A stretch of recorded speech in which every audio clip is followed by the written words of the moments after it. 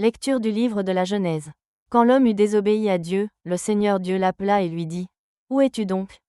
Il répondit : J'ai entendu ta voix dans le jardin, j'ai pris peur parce que je suis nu, et je me suis caché. Le Seigneur reprit : Qui donc t'a dit que tu étais nu ? Aurais-tu mangé de l'arbre dont je t'avais interdit de manger ? L'homme répondit : La femme que tu m'as donnée, c'est elle qui m'a donné du fruit de l'arbre, et j'en ai mangé. Le Seigneur Dieu dit à la femme : Qu'as-tu fait là ? La femme répondit : Le serpent m'a trompée, et j'ai mangé.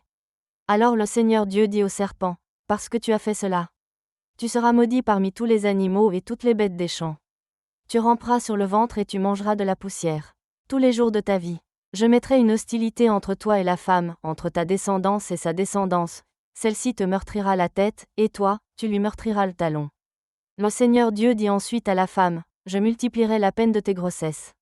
C'est dans la peine que tu enfanteras des fils. Ton désir te portera vers ton mari, et celui-ci dominera sur toi. Il dit enfin à l'homme : Parce que tu as écouté la voix de ta femme, et que tu as mangé le fruit de l'arbre que je t'avais interdit de manger, maudit soit le sol à cause de toi. C'est dans la peine que tu en tireras ta nourriture, tous les jours de ta vie.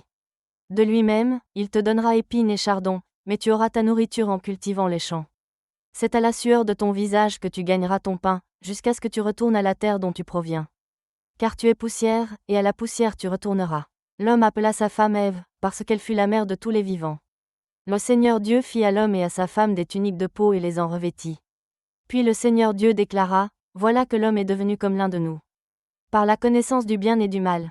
Maintenant, ne permettons pas qu'il avance la main, qu'il cueille aussi le fruit de l'arbre de vie, qu'il en mange et vive éternellement. Alors le Seigneur Dieu le renvoya du jardin d'Éden, pour qu'il travaille la terre d'où il avait été tiré.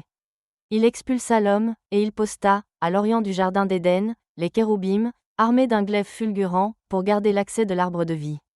Parole du Seigneur.